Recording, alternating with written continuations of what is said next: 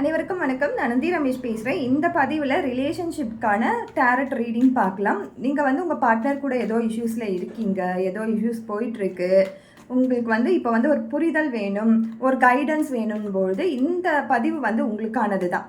So ஏதோ ஒரு இஷ்யூவில் இருக்கீங்க ரிலேஷன்ஷிப்பில் அப்படின்னு பார்க்கும்பொழுது அதற்கான ஒரு ரீடிங்காக தான் நம்ம இன்றைக்கி எடுக்கிறோம். ஸோ நம்ம எடுக்கக்கூடிய கார்ட்ஸ் என்னன்னு நம்ம பார்த்தோன்னா, ஸோ தி சேரியட் அப்படி வந்திருக்கு. இது ஒரு லாங் டேர்ம் மேஜர் கார்ட் தான். ஸோ ஒரு மூமெண்ட் இப்போ நீங்கள் உங்கள் பார்ட்னர் கூட பேசவே இல்லை, அங்கே ரொம்ப எம்டியாக இருக்குது, ரொம்ப நம்மாக இருக்குது ரிலேஷன்ஷிப் அப்படின்னு நினச்சிங்கனாலும் அங்கே ஒரு மூமெண்ட் இருக்கும். பட் கொஞ்சம் இத்தனை நாள் நீங்களே உங்களுடைய self decisions எடுத்திருப்பீங்க.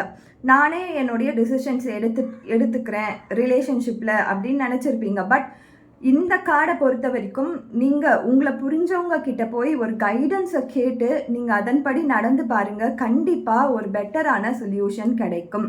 Page of cups பொறுத்த வரைக்கும் இது கப்ஸுனாலே இமோஷன் சம்மந்தப்பட்ட விஷயம். ஸோ இந்த மாதிரி சூழ்நிலை மாறும். இமோஷ்னலாக நீங்கள் ஸ்ட்ராங்காக மாறுவீங்க. இமோஷ்னலாக உங்களுக்கு சப்போர்ட்ஸ் கிடைக்கும். இப்போ இருக்க சூழ்நிலையில் உங்களுக்கு சப்போர்ட் தேவை. இமோஷ்னலாக ஒருத்தவங்க உங்களுக்கு தேவை.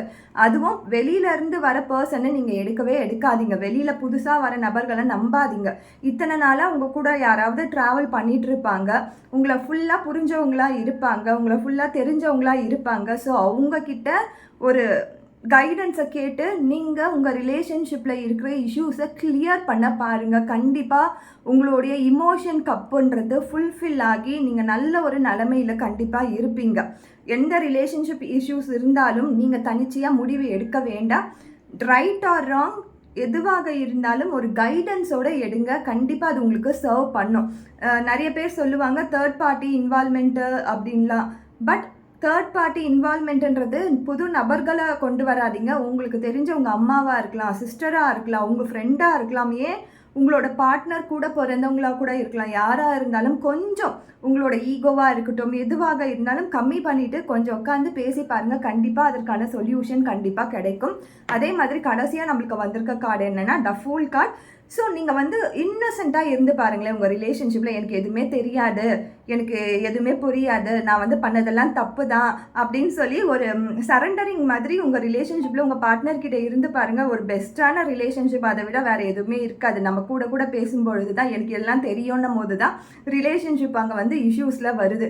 ஸோ நீங்கள் ஒரு இன்னசென்ட்டான ஒரு பிஹேவியரை உங்கள் ரிலேஷன்ஷிப்பில் காமிச்சு பாருங்கள். கண்டிப்பாக உங்கள் பார்ட்னர் உங்ககிட்ட சரண்டர் ஆகிடுவாங்க.